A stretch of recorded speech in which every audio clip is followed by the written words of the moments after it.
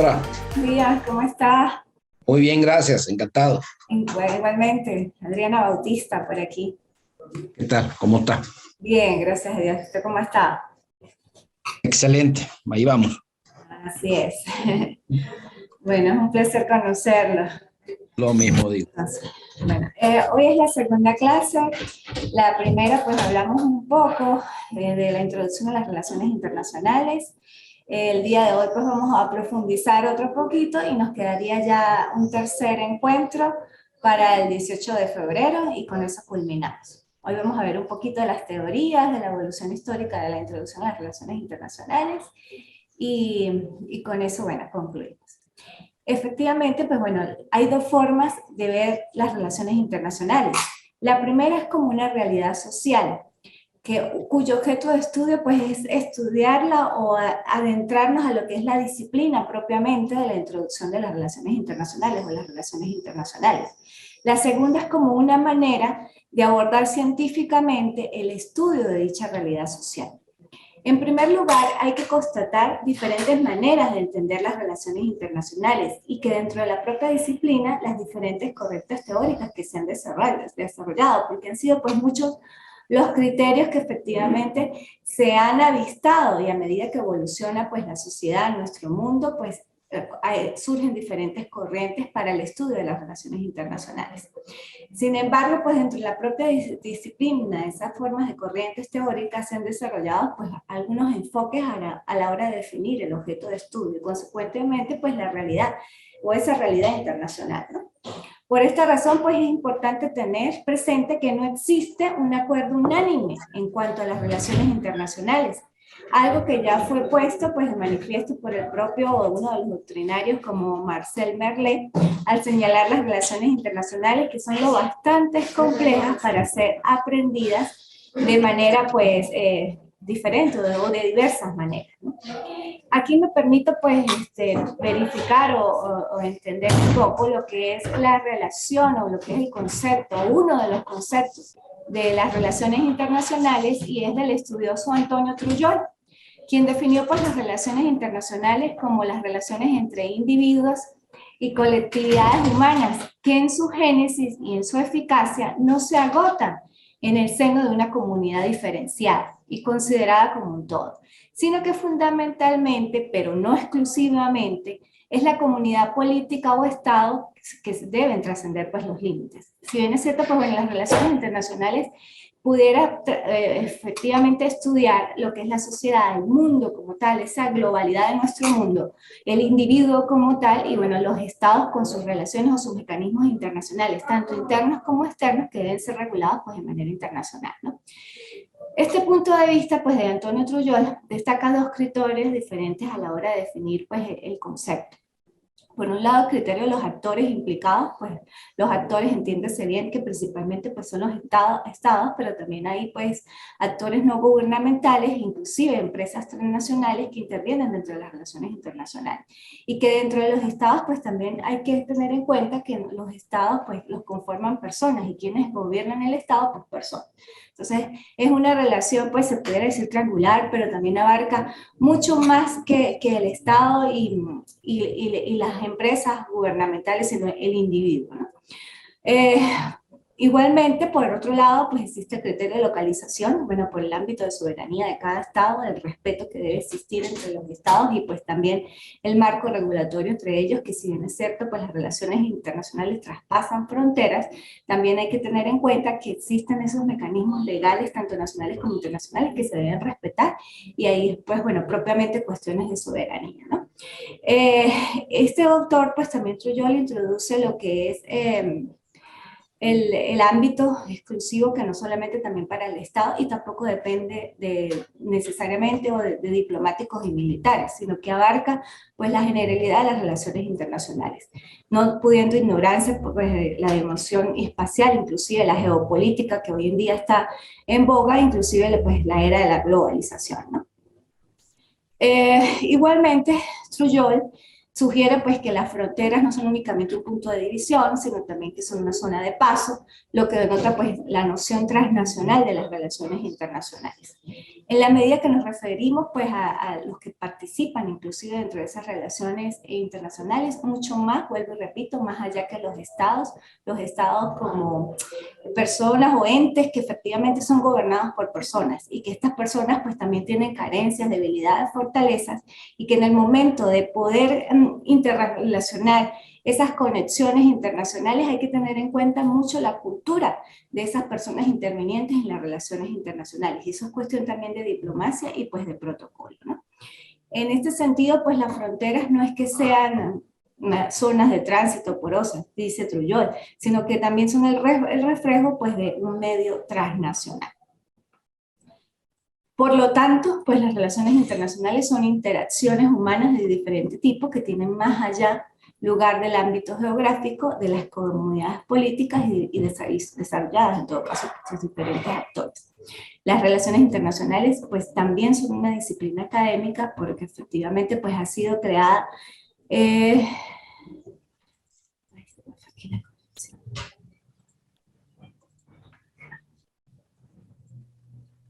ha sido pues creada las relaciones internacionales a través de las universidades. Bueno, de hecho, incluso pues estamos viendo introducción a las relaciones internacionales, ¿no?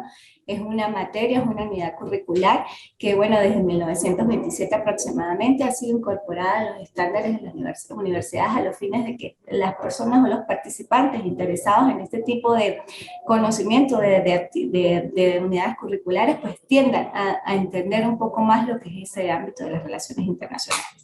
Entendiendo, vuelvo y repito, que no solamente son los estados, sino los actores intervenientes, llámese pues, bueno, sociedades, ONG y demás. Ahora bien, los orígenes como tal, pues bueno, se pueden remontar hasta la antigua Grecia, ¿no? La actual disciplina pues académica nació aproximadamente en el siglo XX, pues y ha ido ganando importancia a medida que evoluciona. No solamente evoluciona la sociedad, sino que evoluciona el mundo y más aún hoy con ese ámbito de la globalización, de la era global, del mundo de la geopolítica, del mundo de las tecnologías de información, donde cada día pues se abre paso estas relaciones internacionales desde todo punto de vista, inclusive a través de estos medios tecnológicos donde me permite a mí dar clases y traspasar fronteras. Eso es parte de las relaciones internacionales. La primera cátedra de las relaciones internacionales fue impartida efectivamente en el Reino Unido en 1999 en la Universidad de Gales.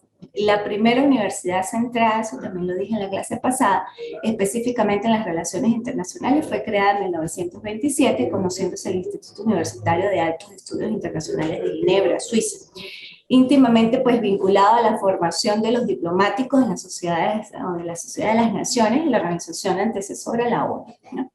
Hoy en día, pues las relaciones internacionales se imparten en numerosas universidades, se trata pues de una ciencia interdisciplinar que abarca muchos aspectos, que abarca no solamente lo que es la política, la geopolítica, sino también principios fundamentales del derecho, de la sociología, de la filosofía como tal, que es ese amor al conocimiento, economía y ciencia política, entre otras unidades curriculares, ¿no?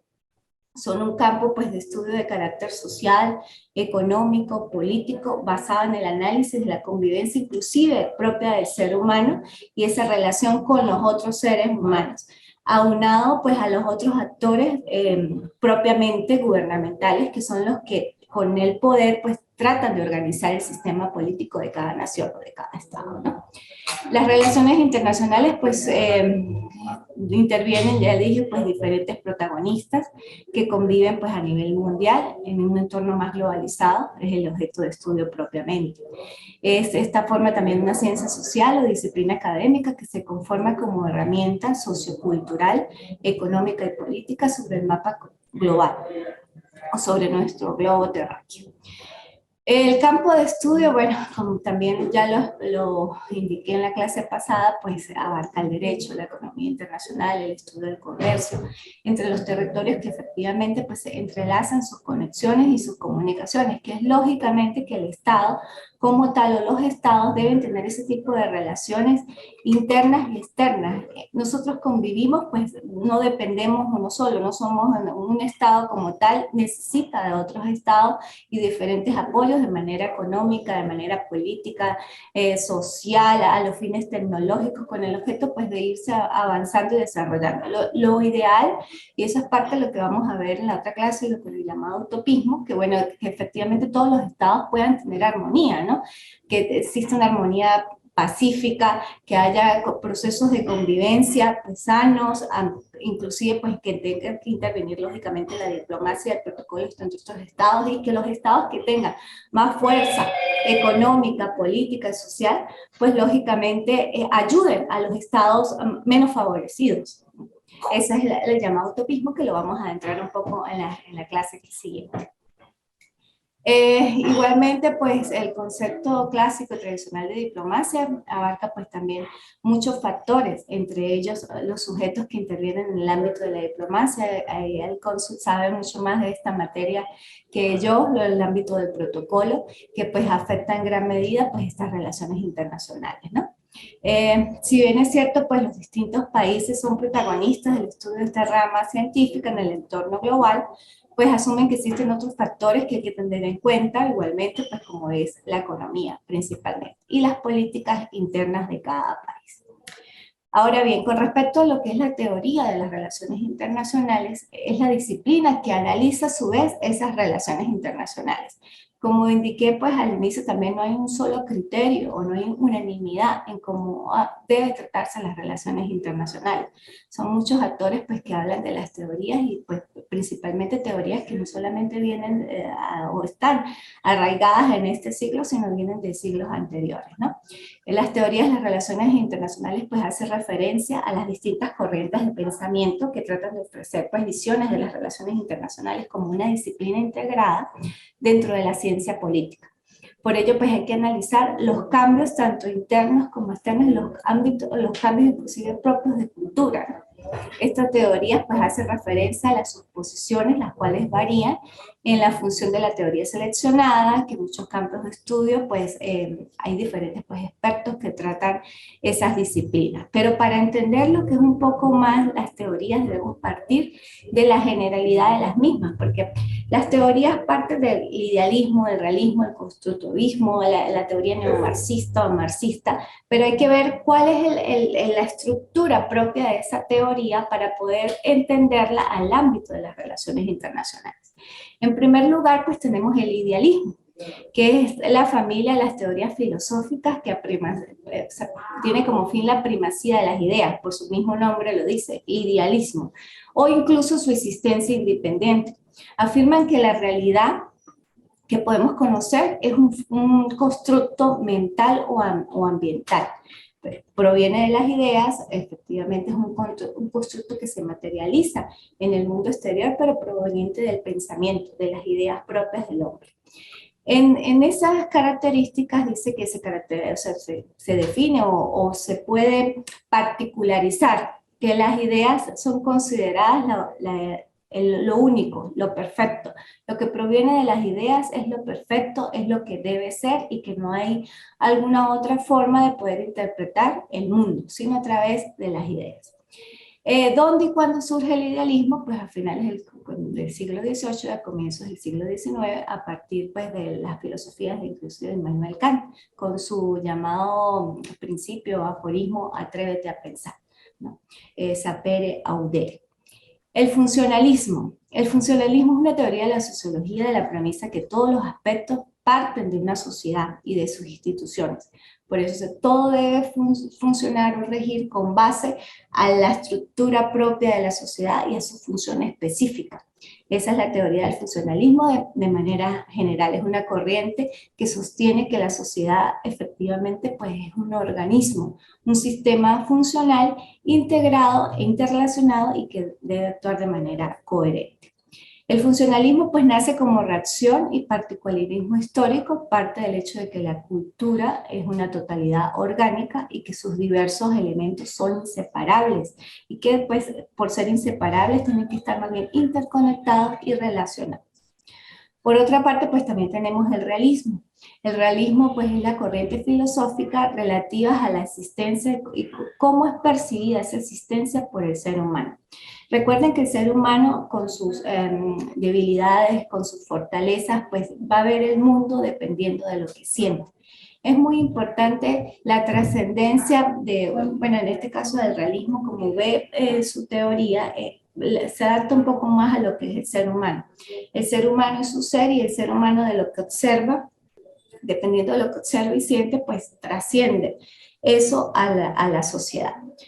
En la literatura del realismo o los autores sobresalientes están Madame Bovary, Gustave Flaubert, que es uno de los constructos o conjuntos de ideas literarias donde nació pues esa filosofía o esa teoría del realismo. Luego nos sigue el estructuralismo, que es una tendencia filosófica que surgió en 1960, específicamente en Francia. Aglutina pues diferentes autores y trata inclusive doctrinas o materia en cuanto a la antropología. El método principal del estructuralismo es la observación igualmente, sin embargo no intenta dividir la realidad en partes más pequeñas para poderlas verlas mejor. Al contrario, trata de comprender la cultura como un conjunto, entendiendo también la relación entre sus distintos elementos. Ahora viene con respecto ya netamente a lo que son las teorías de las relaciones internacionales, vimos esa parte general de donde nacieron las teorías, ahora vamos a ingresar más a las teorías propias de las relaciones internacionales. Nos encontramos con la primera de ellas, que es el liberalismo. El liberalismo defiende que los estados actúan en el sistema internacional en función de su propia cultura y economía y su tipo de gobierno. En sus vertientes más actuales, esta teoría defiende la relevancia de los nuevos actores más importantes, inclusive de los estados en la actualidad, como las ONG o las organizaciones internacionales. Ellos dicen, es un sistema internacional, debe ese sistema internacional analizarse con base a su cultura política y económica. Luego está la teoría del realismo, que concibe el sistema internacional como la lucha entre los actores por alcanzar el éxito o el poder más inmediato posible. Considera al Estado como el actor principal de este escenario en el que buscaría aumentar su poderío militar para maximizar su poder. Si bien el resultado de ese poder puede ser, o sea, un equilibrio efectivamente mundial, en la misma línea ese neoliberalismo que va con el realismo y que es una nueva corriente realista, ha resaltado la aparición de nuevos actores internacionales e incluye el realismo a las organizaciones supranacionales y a las empresas multinacionales. Entonces, no solamente dice que las relaciones internacionales como el liberalismo están por las organizaciones internacionales o el Estado propiamente, sino que deben intervenir esas empresas multinacionales.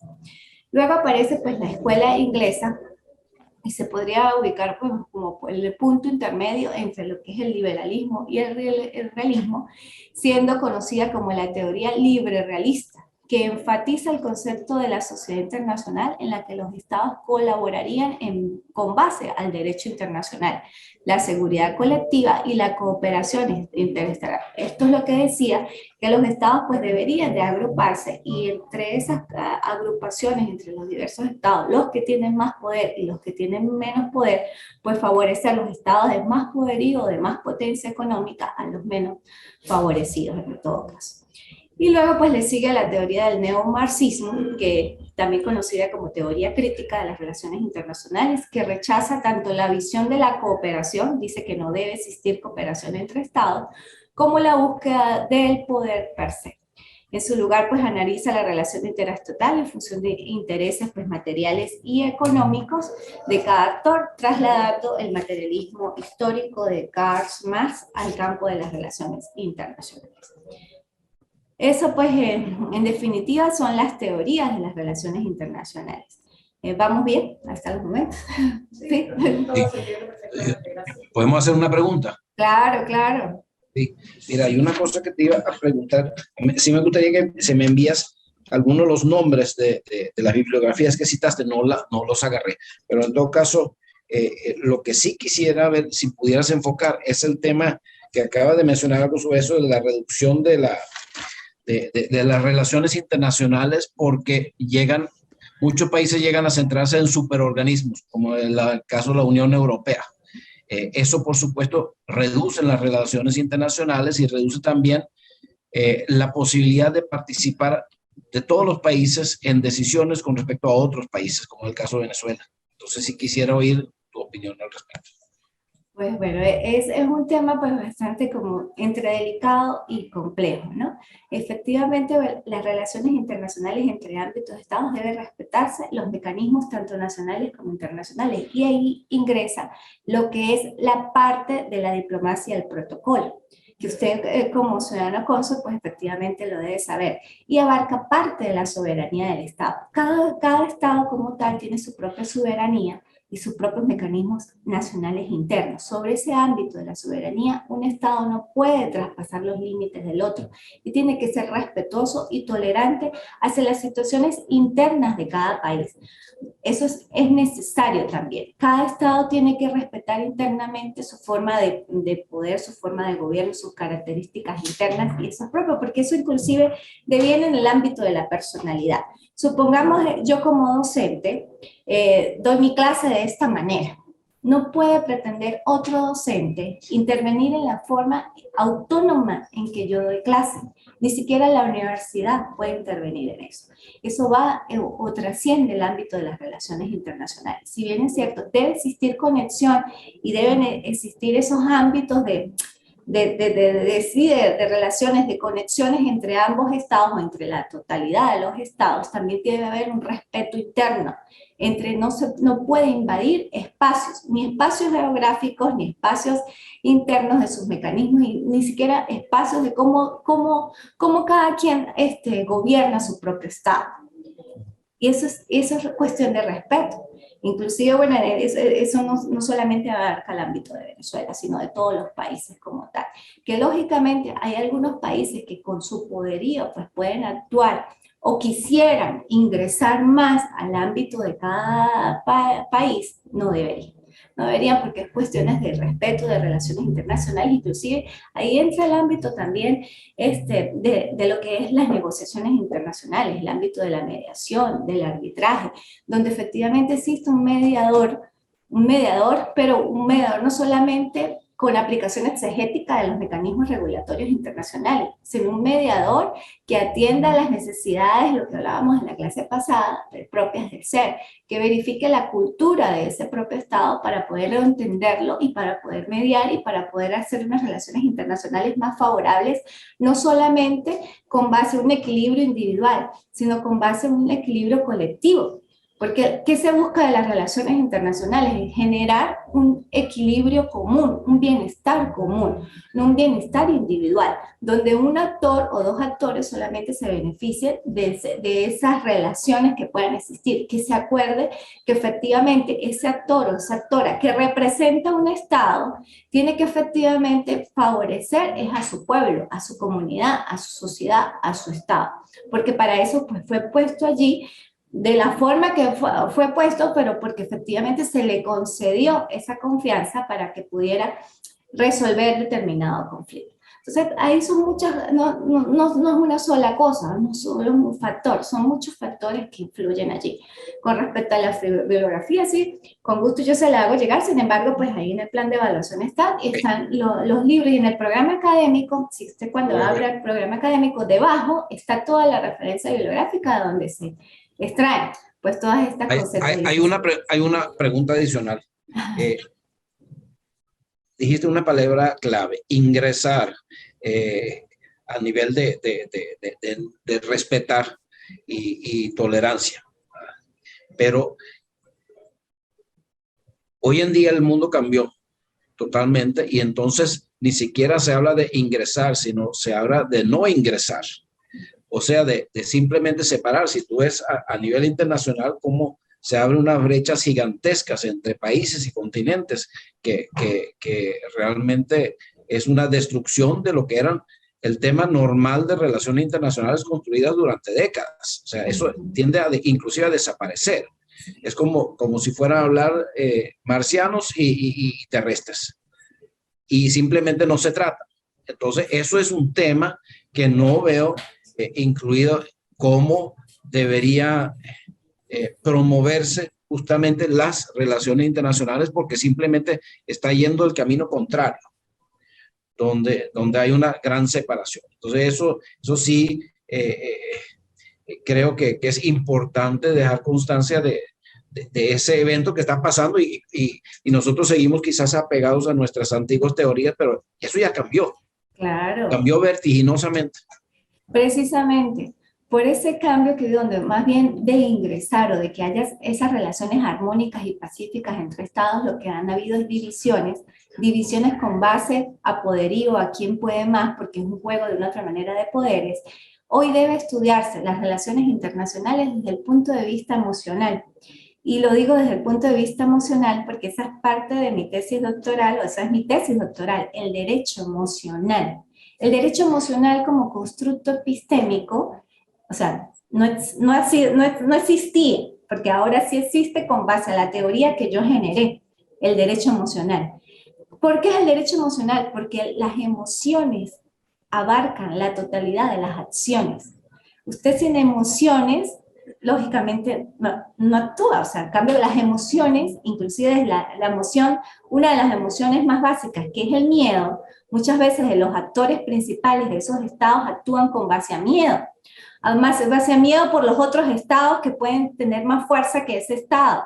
¿Y por qué base miedo? Porque la persona que está a cargo de generar el equilibrio y que tiene el poder y la capacidad de generar ese algo o de mediar es una persona común y corriente, un ser humano que tiene fortalezas, que tiene carencias y que tiene emociones y traslada su emoción al ámbito de decidir. Por eso hoy en día, como usted bien lo dijo, o sea, ha cambiado las cosas y no podemos ser exegéticos de la aplicación de estas normas, de estas teorías que yo les dije. Neoliberista, realista, idealista, estructuralista, neomarxista, no. Hoy tenemos que tratar al mundo con base a un derecho emocional, como un constructo epistémico jurídico que abarque esa alternativa universal de resolución de conflictos con base a justicia y equidad. Eso es lo que es el derecho emocional. ¿Y quién va a ejercer el derecho emocional? Bueno, en los estados, un mediador concentrado en derecho emocional. Un mediador que entienda qué es el derecho y que lo relacione con las emociones. Y a nivel interno, en las universidades, que cada operador y que cada, inclusive estudiante en las distintas carreras que puedan existir, comprende y regule sus emociones y que las plasme en el ámbito u oficio que va a ejercer futuramente, para que efectivamente pues seamos mujeres y hombres proactivos con una visión holística del mundo, no con una visión cerrada a teorías que ya inclusive no se aplican, sino con esa base o esa universalidad de pensamiento que es un derecho emocional basado en justicia y equidad y como alternativa universal de resolución de conflictos. Ahora, gran pregunta. Cuando tú dices justicia y equidad, ¿cuál justicia? La justicia inclusive de la primera, la del piano, de dar a cada quien lo suyo. Pero la justicia no puede darle a cada quien lo suyo si efectivamente no hay equidad. Justicia y equidad no son dos principios fundamentales del derecho, pero que no pueden analizarse o estudiarse de manera separada, sino siempre aquí tienen que estar juntas, porque si no vamos al aforismo o lo que es la conceptualización del piano, de darle a cada quien lo suyo. La equidad tiene que darle a cada quien lo suyo, pero atendiendo a las condiciones del ser. En el ámbito de los estados, esa atención del ser va a las culturas, a lo que es los mecanismos culturales propios internos de cada estado, a sus políticas internas, a su economía y a su sociedad. Por eso es que justicia, dándole a cada quien lo suyo, equidad, dándole a cada quien lo suyo, pero atendiendo a las cualidades o a las características propias del ser. Por eso ese derecho emocional no puede ir basado solo en la justicia, porque no sería justo, y no puede ir basado solo en la equidad, sino tiene que ir un derecho emocional basado en justicia y equidad, donde exista un equilibrio y una coherencia entre la razón y el corazón. Eso Muy bien, muy bien, muy bien. Me salió esta poética. Sentir, pensar. Está bien. Sentir, pensar, efectivamente, porque hay Bien. una mente que piensa y una mente que siente. Así es, así es. Disculpa la interrupción. Bueno, No, tranquilo. A mí me encantan todos estos temas y bueno, es parte de eso, ¿no? No aprender de manera pues centrada o con base a líneas rectas o a lo que me puedo ver como los caballos, con gringolas. No, inclusive el rol del abogado, y no solamente el rol del abogado, sino el rol de todo mundo, tiene que ser como los búhos, mirar 360 grados alrededor. Miro a la derecha, miro diagonal, miro a la izquierda, miro de frente, miro atrás, miro al otro lado. Así tiene que ser la función del ser humano, para poder estimar y considerar no todos los aspectos que a uno le inculcan de manera centrada, de manera forzosa y cerrada, sino ver más allá, como decía al principito, y este es el autor Saupere, ver más allá de lo evidente. Ya se me está cortando aquí la comunicación y no quiero que se me cierre sin cerrar. Pues bueno, okay. Nos vemos en la próxima clase, que bueno, me quedó por hacer, pero entonces en la próxima clase termino y vamos a ver un poquito del utopismo. Estoy presta a la orden por cualquier inquietud. Se pueden comunicar conmigo directamente por el abonado telefónico. Aquí tengo dos compañeros con el ciudadano cónsul, la doctora Lucía y el doctor Daniel, que vinieron a clases, y aquí tengo conectado a Frederick Orozco, el ciudadano cónsul de Noruega. Muchísimas gracias, muy amable. Feliz día. Igualmente, espero que le haya gustado la clase y como claro dijo sí. Immanuel Kant, claro atrévete sí. A pensar. Hasta luego. Hasta luego. Chao.